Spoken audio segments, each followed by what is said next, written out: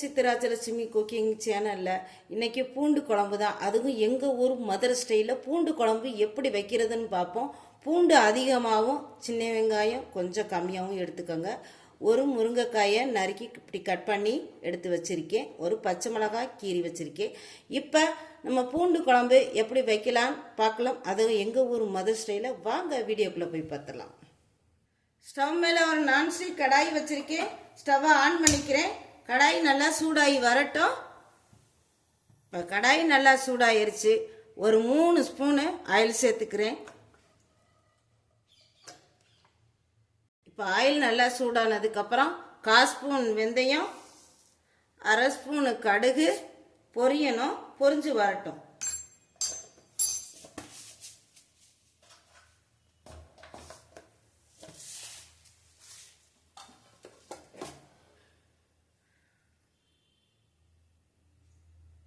கடுகு நல்லா வெடிச்சு வரணும். வெடிக்கட்டும். வெந்தயம் நல்லா பொரிஞ்சிருச்சு. கடுகு நல்லாவும் பொரிஞ்சு வந்துருச்சு. கடுகு வெடிக்காமல் போடக்கூடாது. பொருட்களை இல்லை கசப்புத்தன்மை அதிகமாக இருக்கும். கடுகு நல்லா வெடிச்சு வந்துருச்சு.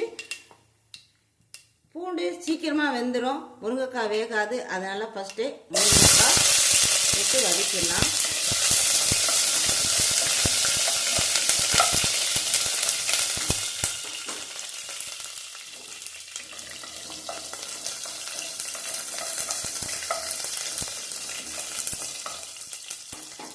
ஒரு 2 நிமிஷம் அப்படியே வேகட்டும் எண்ணெயிலேயே முருங்கைக்காய். இப்போ உரிச்சு வச்ச பூண்டையும் சேர்த்துக்கிறலாம். உரிச்சு வச்ச பூண்டு,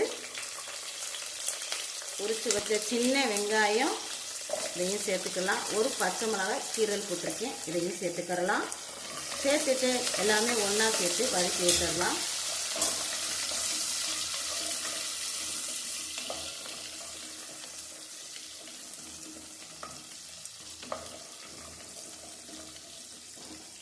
முருங்கைக்காய் பூண்டு சின்ன வெங்காயம் வேகணும். அதுக்காக சிம்மில் வச்சு ஒரு மூடி போட்டு மூடி வச்சிடலாம். வேகட்டும். இப்போ அதுக்குள்ளேயும் அது வேகிறதுக்குள்ளேயும் புளித்தண்ணி நம்ம சேர்த்துக்கிறலாம். ஒரு லெமன் சைஸில் பாதி, லெமனில் பாதி, ஒரு முழு சின்ன லெமன் சைஸ் இந்த அளவுக்கு எடுத்துக்கிறலாம். அதை இப்போ புளித்தண்ணி கரைச்சி வச்சுருக்கேன். அதையும் இது கூட சேர்த்துக்கிறலாம்.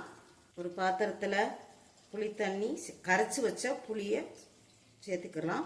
இப்போ மசாலாத்தூள் பார்த்தலாம். ஒரு 3 ஸ்பூனு குழம்புத்தூள் சேர்த்துக்கிறேன். வீட்டில் அரைச்ச குழம்புத்தூள் 3 ஸ்பூனு இது கூடவே சேர்த்துக்கிறலாம். இது கூட 1/2 ஸ்பூனு காரத்தூள், தனியாக காரத்தூள் சேர்த்துக்கிறலாம். இது கூடவே கழுவி 4 நறுக்குன கட் பண்ண 2 தக்காளியும் சேர்த்து விட்டுறலாம்.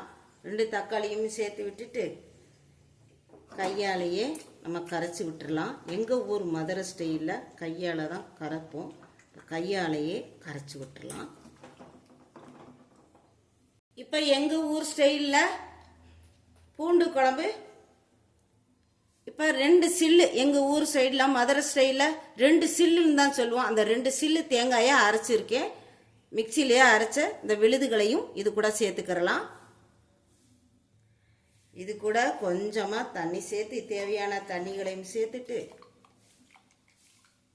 அப்படியே சேர்த்துக்கலாம். இந்த குழம்புக்கு தேவையான உப்புத்தூளையும் சேர்த்துடலாம். இப்போ கலந்து விட்டுட்டு ரெடி ஆயிடுச்சு குழம்பு. இப்போ கொதிக்க விட்டுறலாம். இப்போ முருங்கைக்காய் பூண்டு எல்லாமே நல்லா வெந்துருச்சு பாருங்க. நல்லா சுருள சுருள நல்லா வெந்துருச்சு. நல்லா வெந்துருச்சு. முருங்கைக்காயும் நல்லா பூ போல் நல்லா வெந்துருச்சு. இந்த மசாலா கலவைகளை இது கூடவே சேர்த்துக்கிறலாம். இந்த குழம்புக்கு தேவையான தண்ணியும் சேர்த்துடலாம்.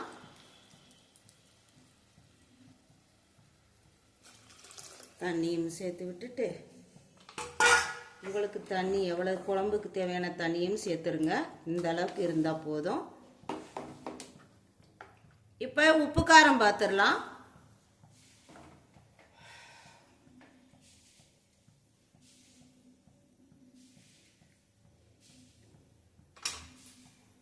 உப்பு கொஞ்சம் போல தேவைப்படுது, உப்பு தூளையும் சேர்த்துக்கலாம். ஏற்கனவே உப்பு தூள் சேர்த்துருக்கோம், பார்த்து சேர்த்துக்கோங்க. இப்போ நல்லா கொதி வரட்டும். இந்த அளவுக்கு குழம்பு கொஞ்சம் தண்ணியாக இருந்தால் தான் சாப்பாட்டில் ஊற்றி சாப்பிட்றதுக்கு அருமையாக இருக்குங்க. இப்போ உப்பு காரம் டேஸ்ட்டு எல்லாம் பார்த்துடலாம் கரெக்டாக இருக்கான்னு.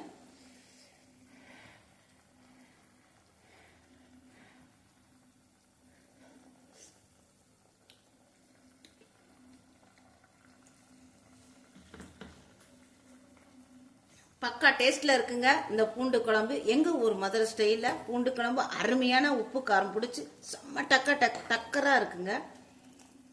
ஒரு 2 நிமிஷம் அப்படியே ஒரு கொதி வரட்டும். ஸ்டவ் ஆஃப் பண்ணிக்கலாம்.